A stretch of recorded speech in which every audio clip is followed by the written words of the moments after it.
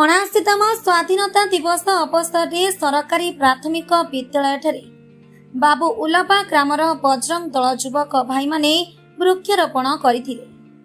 ଅଣାଅଶୀତମ ସ୍ୱାଧୀନତା ଦିବସ ଅବସରରେ ସରକାରୀ ପ୍ରାଥମିକ ବିଦ୍ୟାଳୟଠାରେ ବାବୁ ଉଲପା ଗ୍ରାମର ବଜରଙ୍ଗ ଦଳର ଭାଇମାନେ ଆଜି ବଲାଙ୍ଗୀର ଜିଲ୍ଲା ସଇଁତଲା ବ୍ଲକ ଗୁନସରା ପଞ୍ଚାୟତ ବାବୁ ଉଲପା ଗ୍ରାମର ସରକାରୀ ପ୍ରାଥମିକ ବିଦ୍ୟାଳୟରେ 79ତମ ସ୍ୱାଧୀନତା ଦିବସ ପାଳନ କରିବା ସଙ୍ଗେ ସଙ୍ଗେ ପ୍ରାୟ 300ଟି ବୃକ୍ଷରୋପଣ କରିଥିଲେ।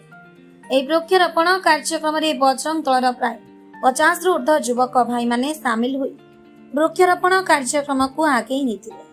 ବଲାଙ୍ଗୀର ଜିଲ୍ଲାରୁ ଡିକେ କୃଷ୍ଣ ସାହୁଙ୍କ ରିପୋର୍ଟ, ଗ୍ରାमीण एक्सप्रेस। आमो चैनल को लाइक एवं शेयर करंतु। ग्रामीण एक्सप्रेस लाइव गाँव रे हेउ बा सहर रे सर्वदा आपणक साथी रे